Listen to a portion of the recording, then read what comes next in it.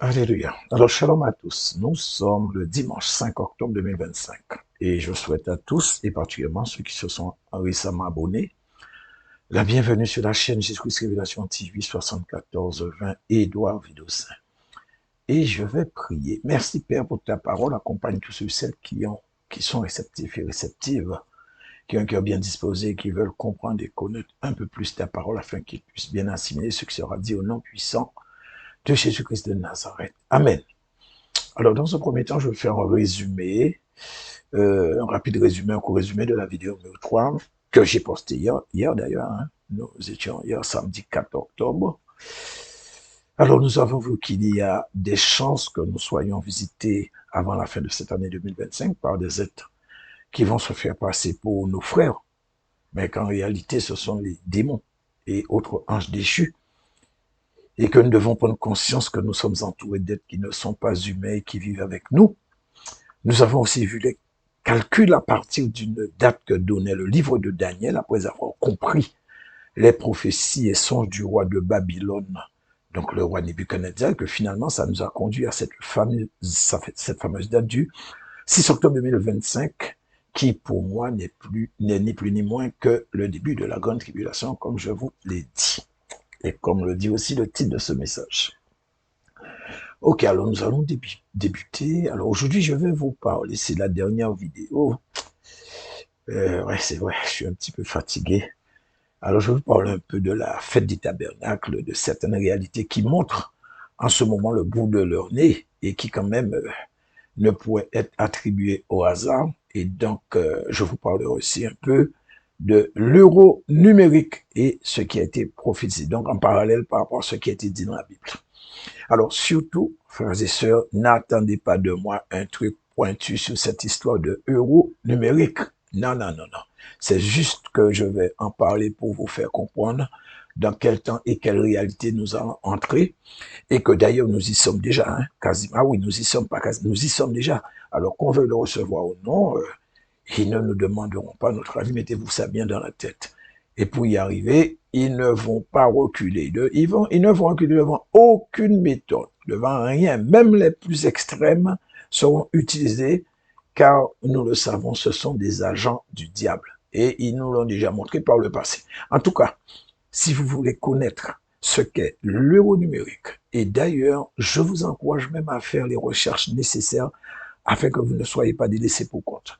Les tutos ne manquent pas sur YouTube. Toutefois, je vous déconseille d'aller écouter ce que disent les officiels. Donc, ceux qui sont mandatés par les gouvernements. Alors, c'est sûr, c'est clair qu'ils ne vous diront jamais toute la vérité. Ils vous donnent une toute petite part de vérité. Et je peux vous dire qu'ils ont une très grande expérience dans l'art de tromper. Donc, rappelez-vous de la vidéo numéro 3, celle qui a précédé celle-ci, je vous en ai parlé, je vous ai parlé de la tromperie.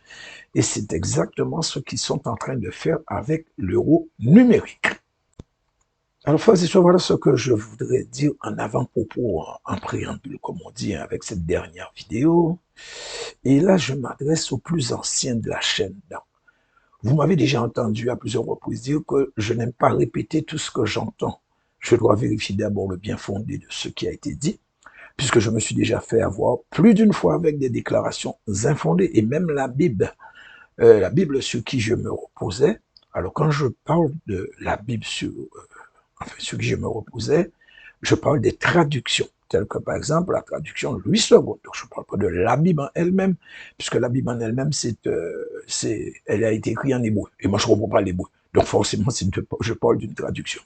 Et donc j'ai eu à vous démontrer plus d'une fois que les traducteurs sont passés complètement à côté parce qu'ils se sont malheureusement appuyés sur la théologie.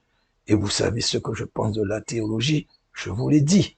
Tous ceux qui ont fait de hautes études de théologie confessent publiquement et indirectement, involontairement que le Seigneur Jésus était un incapable. Non, pas était et est un incapable, un incompétent qui ne connaissait pas grand-chose et ne savait même pas que la théologie allait venir. Et bien sûr, je prends mes responsabilités. Je vous répète, frères et sœurs, ce que je vous ai déjà dit.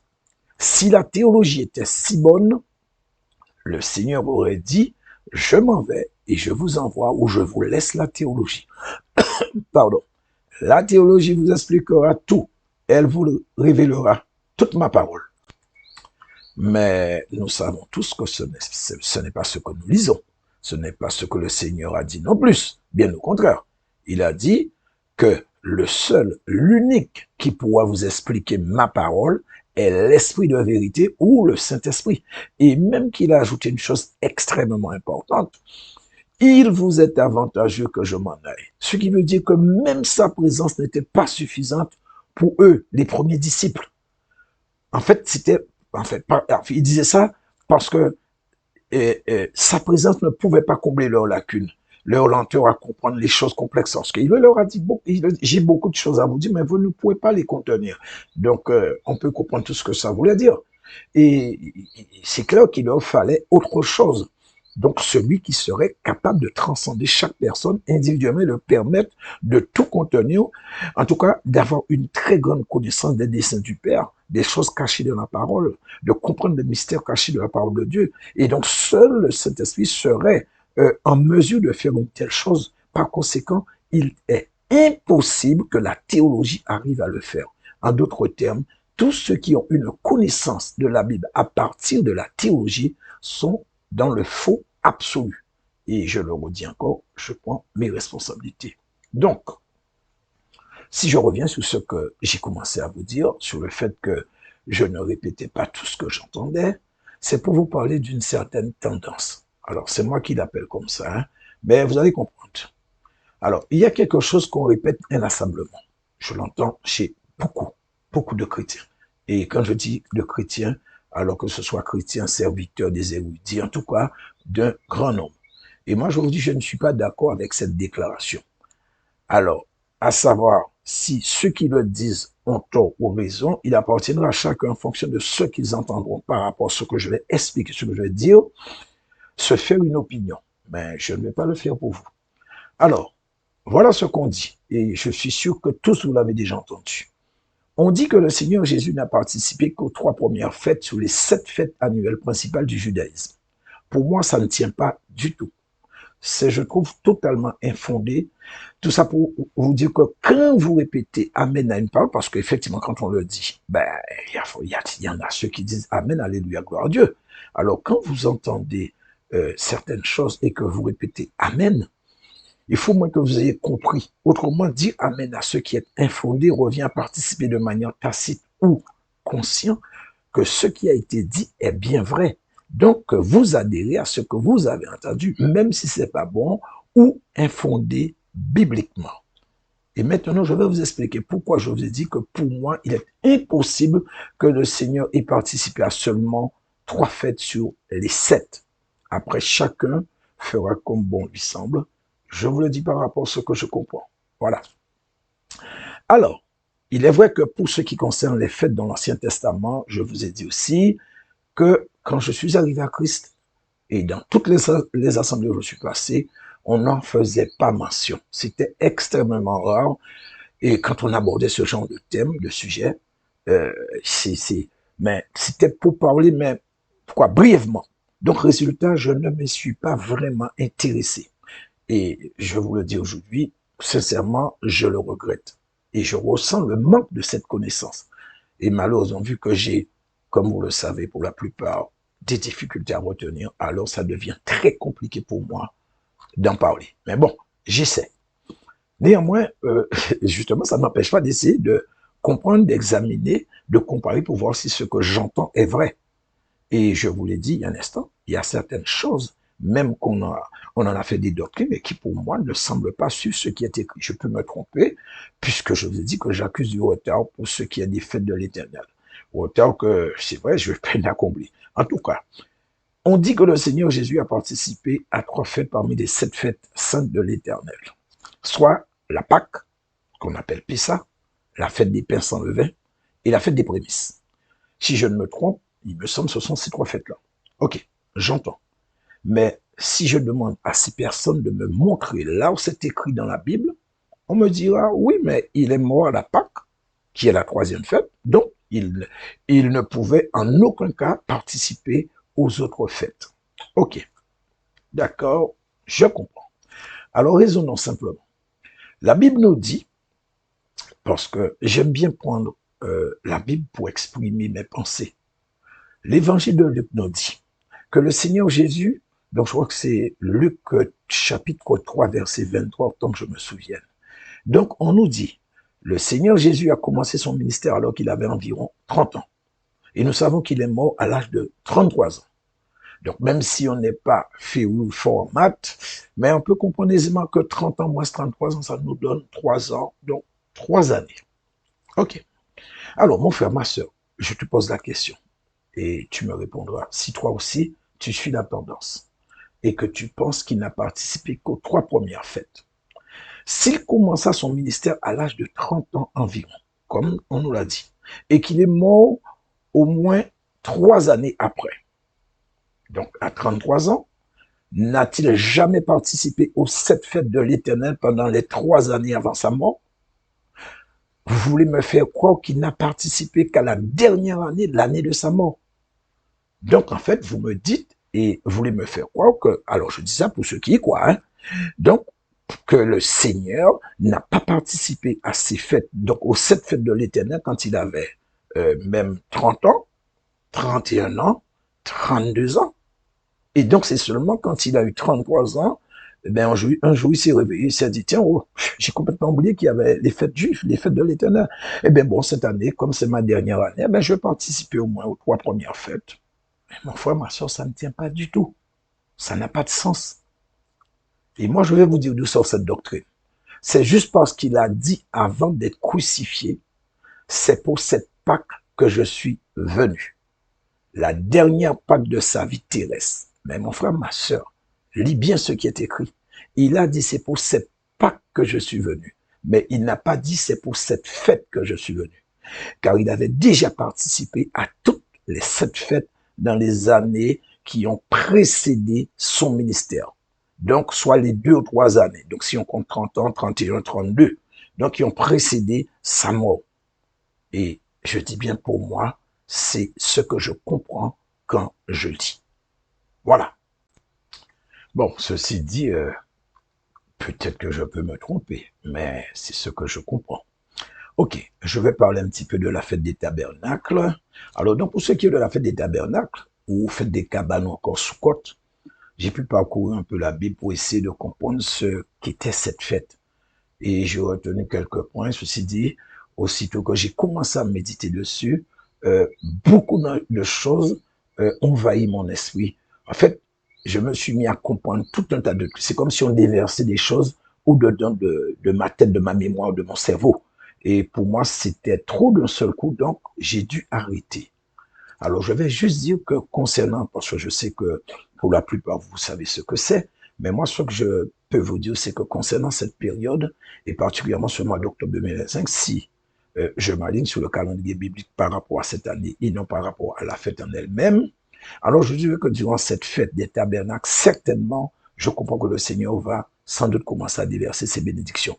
Car, par définition, la fête même, ou plutôt cette fête-là, la fête des tabernacles, pardon, ou la fête des cabanes, représente la fin de la servitude en Égypte, les 40 années d'errance dans le désert, enfin l'oubli de tout ce qui a été mauvais pour le peuple, donc Israël, et l'entrée dans ce qui est bon. Et je crois qu'il en sera ainsi pour l'Église à partir de cette fête des tabernacles 2025. Maintenant, certains pourront dire que je me contredis, comment pourrais-je ou comment puis-je dire qu'on note dans la grande libération et en même temps, on va entrer dans des bénédictions, de bonnes choses, etc., des récompenses, de la rétribution, ce que vous voulez. Alors, ce que je reprends, et d'ailleurs, j'ai eu à en parler, hein, c'est comme pour les Israélites. Quand ils sont sortis d'Égypte, une partie est entrée dans la terre promise et une partie a payé sa rébellion dans le désert. Pourtant, tous étaient contents qu'ils quittaient l'Égypte. Adieu la servitude, vive la liberté. Mais pour combien de temps? Mais dans tout ça, il y a quelque chose sur laquelle je voudrais un peu mettre l'accent. Alors, ce que je vais dire peut paraître ne pas être, je vais dire en symbiose avec ce que je dis, mais un rapport, si vous voulez. Alors, il faut faire, vous allez comprendre après pourquoi je le dis. Il faut que vous fassiez très attention, frères et sœurs, quand on dit que seulement 2 personnes, soit Josué et Caleb, sont entrés dans le pays promis. Alors, c'est pas tout à fait cela. N'oubliez pas que quand le Seigneur a prononcé sa sentence, sur et contre le peuple, contre les Israélites, pour cause d'incrédulité. Donc l'incrédulité, c'est la foi. Nous sommes dans la période de la foi aussi. Et donc de murmures incessantes, le jugement de Dieu est tombé sur une partie seulement du peuple. Tous ceux qui avaient 20 ans et moins n'étaient pas concernés par le jugement. Et donc parmi ces personnes, donc ceux qui avaient moins de 20 ans, il y avait des enfants, des nouveau-nés qui sont entrés dans la terre promise, comme Josué et Caleb. Il y avait aussi ceux qui sont nés dans le désert pendant leur long pèlerinage. Donc, il faut en tenir compte. Il ne faut pas parler que de Josué et de Caleb. Il faut tenir compte de cela. Ça a son importance. Je vais vous faire voir tout à l'heure. Et d'ailleurs, ce que je comprends, c'est que je voulais faire un parallèle sur ce que je vous ai dit et ce que je viens de dire. Il en sera de même pour notre époque. Une partie sera bénie. Et donc, je réponds à ce que j'ai dit tout à l'heure par rapport à ceux qui pourraient dire que je parle d'entrer dans la grande tribulation. En même temps, je parle de bénédiction. Donc, effectivement, il y a une partie qui sera bénie. D'ailleurs, je l'ai dit dans la vidéo 3, les vierges sages, donc elles sont bénies. Mais les folles, certainement, vont devoir débourser, c'est sûr. Elles n'ont pas voulu d'une grâce gratuite. Maintenant, elles vont devoir payer. Ceux qui ont travaillé pour le royaume de Dieu seront récompensés. Ceux qui donnaient dans l'œuvre de Dieu avec libéralité de cœur, qui ne mouchetaient pas quand ils donnaient, c'est-à-dire ils ne mettaient pas 40 plis dans leur visage quand ils donnaient, ne donnaient pas non plus des miettes, alors qu'ils pouvaient donner vraiment un bon truc, mais ils donnaient des miettes, qui n'ont pas aidé leurs frères et leurs sœurs qui étaient en difficulté, alors qu'ils le pouvaient, mais ont préféré mettre l'argent sur des vêtements coûteux, acheter de grosses voitures, des bijoux ostentatoires, faire des croisières, etc. Eh bien, ils vont passer à la caisse maintenant. Et les autres qui se sont affairés à faire l'œuvre de celui qui les avait envoyés, embauchés, qui se sont détournés du mal, rejetés le mal, tourné le dos au monde, se sont séparés du monde, ont tout fait pour obéir au Seigneur, pour faire plaisir au cœur du Père, de Dieu, eh bien, c'est récompense pour eux. Quand les choses vont devenir difficiles, les portes s'ouvriront d'elles-mêmes pour ces gens, car le Seigneur veillera sur sa parole. Alors tout ce que je peux dire, frères et sœurs, tenez bon. Et comme a dit Jean dans son épître, petits enfants, cette fois, c'est bel et bien la dernière heure. Et nous le savons, nous le voyons. Et je pourrais même ajouter, si je reviens un peu sur les différentes catégories de personnes qui ont traversé le désert et qui sont entrées en terre promise, je vous en ai parlé à l'instant là. Donc j'ai parlé de ceux de moins de 20 ans, de ceux qui étaient des nourrissons, pardon, quand le verdict est tombé. Mais aussi ceux qui sont nés pendant le pèlerinage et même ceux qui sont nés quelques mois, voire quelques semaines avant l'entrée en terre promise. Eh bien, ces personnes représentent la configuration de l'Église corps de Christ. Je m'explique. Beaucoup parmi les anciens qui sont en Christ depuis des dizaines d'années n'entreront pas dans la salle des noces, ne seront pas comptés pour l'enlèvement. Et pour moi, c'était un avertissement. Et beaucoup qui sont nés de nouveau juste quelques années, quelques mois, voire quelques semaines avant d'entrer dans la salle des noces, avant l'enlèvement de l'Église, partiront. C'était une préfiguration de l'enlèvement, mon frère, ma sœur.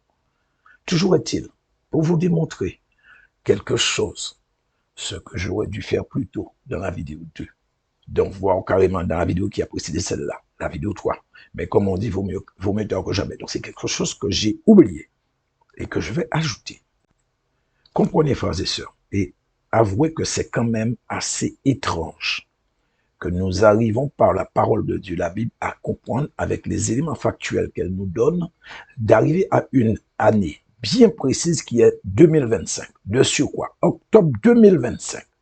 Tout cela après avoir compris une prophétie qui date de plus de 2500 ans et qui nous amène pile poil à octobre 2025. Et qu'étrangement, c'est cette année que l'UE va lancer, cette année et ce mois, le même mois d'octobre de la même année 2025 que l'UE va lancer son euro numérique. L'UE qui est le bastion de l'Antéchrist, parce que c'est de l'UE que l'Antéchrist doit prendre, doit sortir, doit surgir. Hein? Parce que, rappelez-vous, les 10 orteils, il y avait ce qui représente 10 nations, et on dit qu'il y a une petite corne qui est sortie, qui a fait tomber, chuter 3 nations. Et cette petite corne, c'est l'Antéchrist. Donc, je suis désolé, mais Pourquoi quelque chose qui a été prophétisé plus de 2500 ans avant tombe avec une synchronicité aussi parfaite? Excusez-moi du peu, mais je ne sais pas pour vous, mais je trouve ça vraiment gros, c'est fort. Et pour moi, ça ne peut être en aucun cas, en aucune façon, une coïncidence. C'est pas possible. C'est vrai. Je vous ai annoncé cet enseignement sur la date du début de la Grande Tribulation depuis plusieurs mois. Et ça ne fait qu'environ 1 mois et demi maximum que j'ai su que l'euro numérique arrivait. Donc, même si après avoir trouvé cette date du 6 octobre 2025, ben, comment pourrais-je douter encore, même si je me serais trompé? Pour moi, c'est clair. Comme j'ai dit, ben, on va attendre les révélations, la confirmation par le Seigneur, et ce n'est qu'à ce moment-là qu'on saura si oui ou non on est vraiment dedans. Mais comme je vous dis, je vous l'ai dit dans la vidéo 2-3, je crois, et je vous le redis encore, pour moi, ça ne peut pas être le fruit du hasard. Non, ça tombe pile poil comme ça, c'est pas possible ça. Mais on verra bien. Ok, maintenant je vais vous parler un tout petit peu de l'euro numérique, bien sûr. J'ai écouté quelques vidéos et bon, j'essaie de comprendre. Hein. Alors, j'essaie de faire un petit peu le lien avec ce qu'on nous dit dans le livre de l'Apocalypse. Alors, tout d'abord, l'euro numérique, pour la plupart, j'ai entendu quelques vidéos, je le dis, et donc, pour la plupart, et ils le disent tous à l'unanimité, que l'euro numérique est un piège. Et je vais quand même vous rappeler un principe que je vous ai donné, ou je vous avais donné, donc je crois que je l'ai déjà donné à 2 reprises, je crois, dans les enseignements que j'ai eu à faire. Et pour moi, c'est quand même quelque chose qui défie toute logique. Alors, je vais vous demander d'être un petit peu attentif à ce que je dis. Je ne vous demande pas de vous aligner sur ce que je dis. Je ne vous demande pas de croire. Je vous demande juste d'écouter et de vous faire votre propre opinion. Alors, comment peut-on expliquer cette chose? Et d'ailleurs, nous avons énormément de cas au moment où il y avait ce virus. Hein. Donc, je parle de quelque chose qui s'est passé il y a quelques années. Et vous savez de quoi je parle. Rappelez-vous que je vous disais, donc pour ceux qui ont eu à entendre, comment était-il possible que des gens qui sont réputés dans le domaine de la virologie et donc toutes les maladies liées au virus, qu'ils ont reçu des distinctions, des prix dans ce domaine quoi, de compétences, et qui ont eu aussi le même cursus scolaire, les mêmes diplômes, travaillé ensemble, partagé leurs découvertes, reconnus mondialement pour leurs travaux, qui ont reçu des distinctions, toujours dans le même domaine, eh bien, ces mêmes personnes se sont vivement opposées à un certain moment, et en plus de manière radicale, quand il fallait prendre une décision sur injecter les gens. Donc, on voulait imposer l'injection, mais il y a eu à ce moment-là une scission avec ces mêmes personnes. Ils se sont trouvés, il y a eu 2 groupes.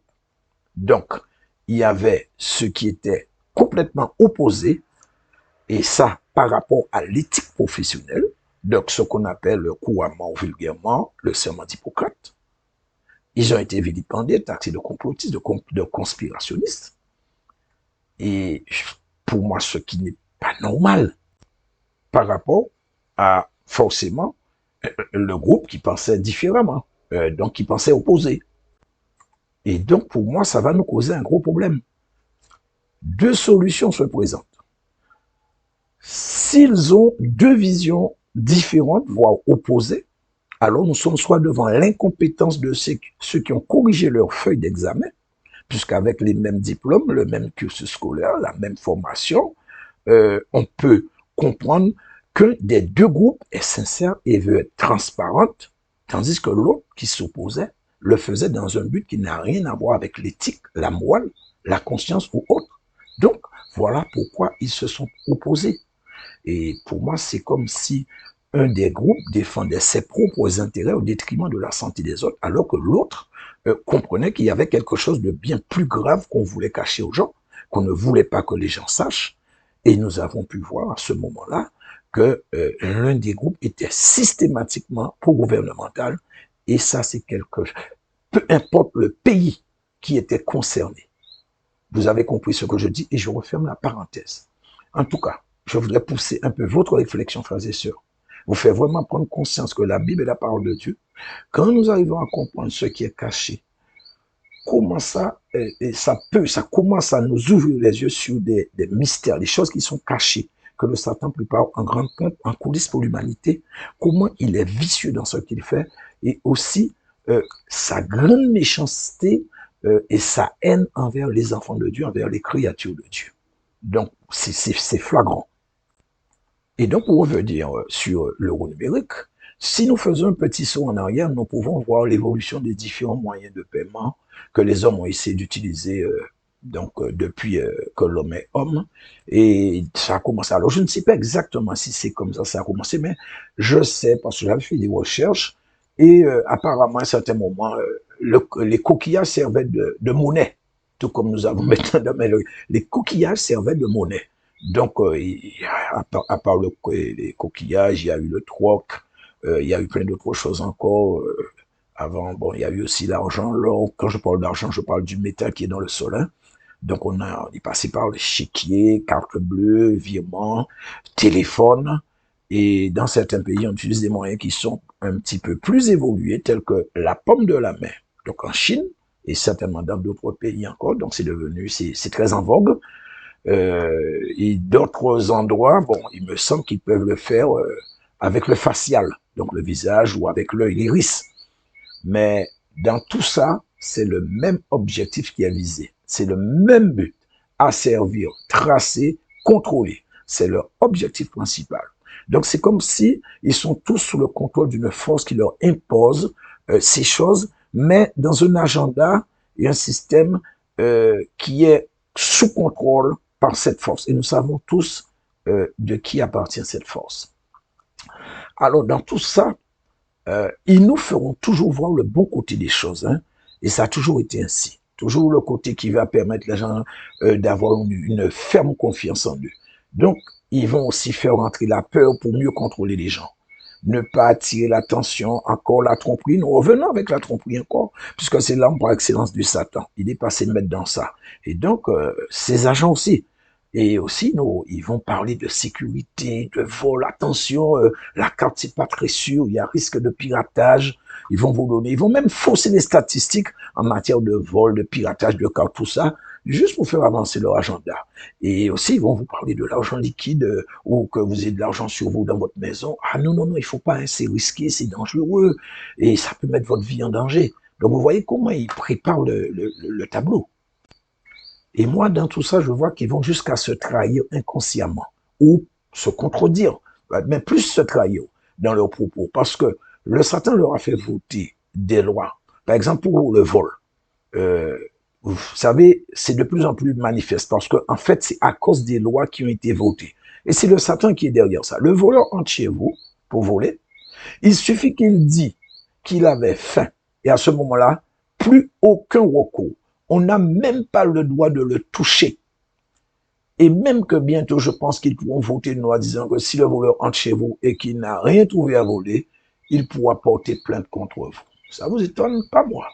Non, non, non, non. Ce qu'ils veulent, c'est que les voleurs aillent à l'extrême, mais sans être punis par une loi officielle. Donc, si le voleur, s'il n'est pas poursuivi pour ses méfaits, qu'est-ce qu'il va faire?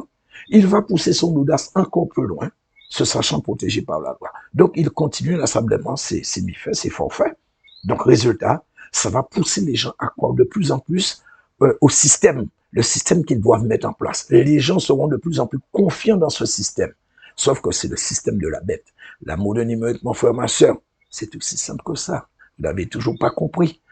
Eh bien, la Bible dit, ce qui est mal devient bien, et ce qui est bien doit devenir mal. C'est écrit, c'est juste en train de s'accomplir sous nos yeux. Et pour ce qui est de ce système de monnaie numérique, euro numérique, tous ceux qui ont compris leur plan vous le diront à l'unanimité, c'est un outil de contrôle, de traçage. On n'aura plus la souveraineté sur notre porte-monnaie. Ils pourront nous bloquer d'un seul geste, mais il y a aussi l'autre côté. Si ça tombe en panne, eh ben, le problème, c'est que vous êtes bloqué. Donc, imaginez, vous êtes devant une caisse, vous avez votre caddie rempli de courses, et le système est tombé en panne, eh ben, vous partirez sans course. C'est aussi simple que ça. Mais il vous dit de leur faire confiance. Ils sont sincères. Alors cela voudrait dire, donc s'ils le disent, et ils le disent d'ailleurs, puisqu'ils demanderont toujours de leur faire confiance. Et donc s'ils le disent, puisqu'ils le disent, Ils sont en train de dire que la Bible ment. Or, nous chrétiens, nous savons que c'est faux. La Bible dit vrai. Par conséquent, c'est eux qui sont en train de mentir et ouvertement, puisque ce sont des menteurs avérés. Et comme on dit si bien, dis-moi qui tu fréquentes et je te dirai qui tu es. Ils fréquentent le Satan, ce sont les agents du Satan. Donc eux aussi, ils mentent sans nombre de doute. Moi, c'est comme ça que je le vois. Par contre, je dis à ceux qui ont beaucoup d'argent, c'est le moment d'aider ceux que vous pouvez aider, donc qui sont dans le besoin. Et ce n'est pas le moment de couvrir votre argent comme une poule qui couvre des œufs. Hein. Ça, je vous le dis, c'est fini ce temps-là. Euh, et je peux vous dire, je ne peux que vous dire, bienvenue dans la réalité du Satan, l'antichambre de la marque de la bête. Alors, quand vous entendez ces gens dire, non, l'argent liquide ne va pas disparaître, l'argent liquide sera toujours là, ils sont en train d'essayer de rassurer les gens. Mais je dis, frères et sœurs, il faudrait avoir une dose de naïveté, d'incrédulité illimitée pour croire à une telle sottise, à de telles inepties. C'est un mensonge aussi gros que celui du Satan dans le jardin d'Éden. Frères et sœurs, il ne faut pas être naïf. Nous avons affaire à des politiciens et ils ont le culot de nous dire, de leur faire confiance. Oh, nous savons tous que les politiciens, alors je ne vais pas dire tous les politiciens, il y en a quand même, on va trouver certains qui sont honnêtes, mais presque tous, ce sont des menteurs. Ils ont un agenda et le temps presse. Donc, leur menteur doit faire son apparition sous peu, le fils du Satan, vous avez compris, l'antéchrist. Alors moi, par rapport à l'enseignement que j'avais fait, j'ai compris qu'il devait montrer le bout de son nez le 20 décembre 2025. Alors, dans tout ça, il faut comprendre qu'ils ont la tangente, ils veulent faire vite et bien en même temps. Donc, ce que nous n'arrivons pas à faire, leur maître est là pour les aider. En tout cas, frères et sœurs, permettez-moi de vous dire que la passerelle qui va nous conduire à la marque de la bête va commencer ses débuts en octobre. Vous avez compris? Nous devons voir prendre place dans un avenir très proche des choses qui vont s'apparenter à une sorte de mise en place comme une sorte de nouveau système. Et en fait, c'est comme si on serait un petit peu étranger à ça parce que ce serait un petit peu nouveau pour tout le monde.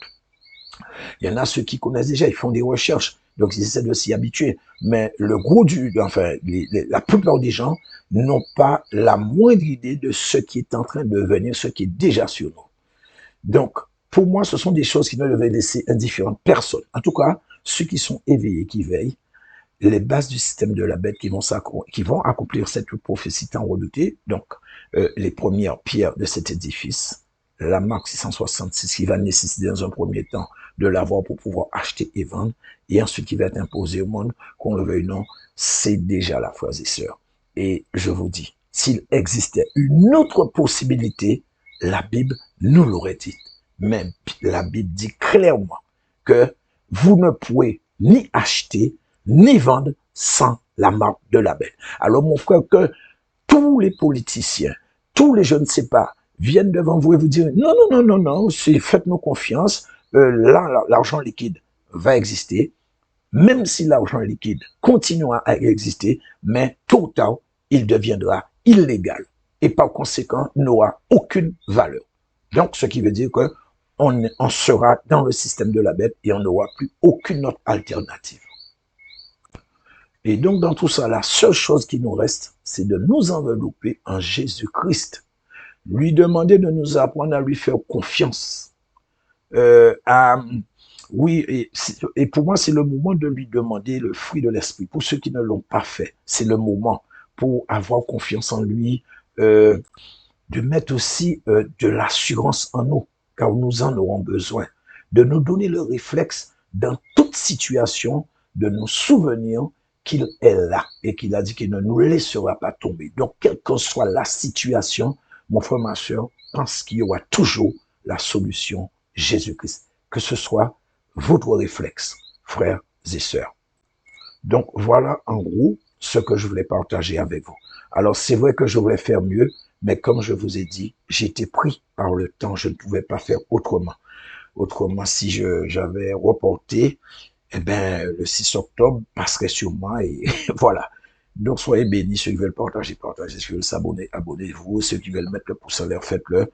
Et à bientôt pour une nouvelle vidéo. Et ce sera un autre thème, bien sûr, parce que j'ai fini avec ce thème-là.